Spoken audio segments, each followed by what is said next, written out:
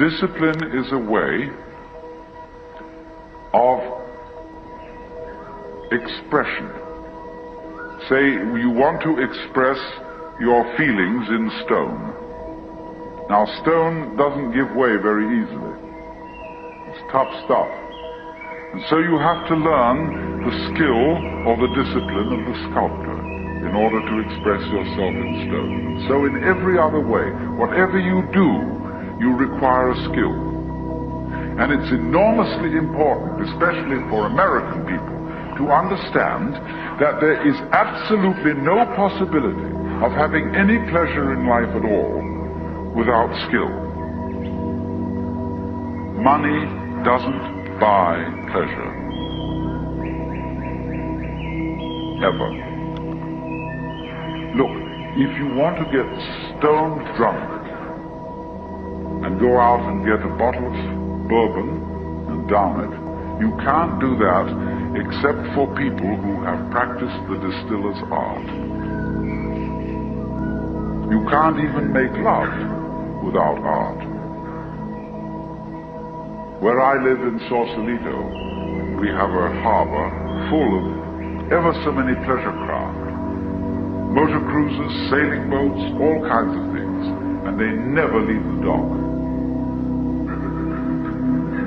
All that happens with them is their owners have cocktail parties there on Saturdays and Sundays. Because they discovered, having bought these things, that the discipline of sailing is difficult to learn and takes a lot of time. And they didn't have time for it, so they just bought the thing as a status symbol. So, in other words, you can't have pleasure in life without skill. But it isn't an unpleasant task to learn a skill. If the teacher, in the first place, gets you fascinated with it. There is immense pleasure in learning how to do anything skillfully.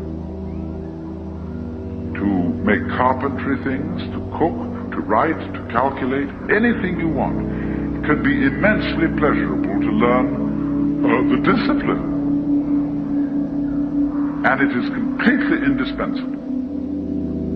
Because look, you may be a very inspired musician. I'm not a musical technologist, you see, and I regret it, but I'm a word technologist.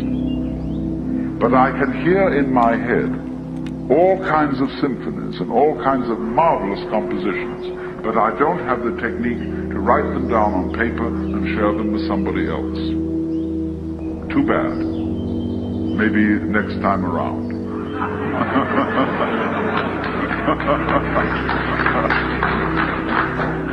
But you see, so far as words are concerned, I can express ideas because I have studied language. And I have worked very hard. Not that I didn't like it, I intensely enjoy the work of writing a book, although it is difficult. But it's fascinating to say what can never possibly be said.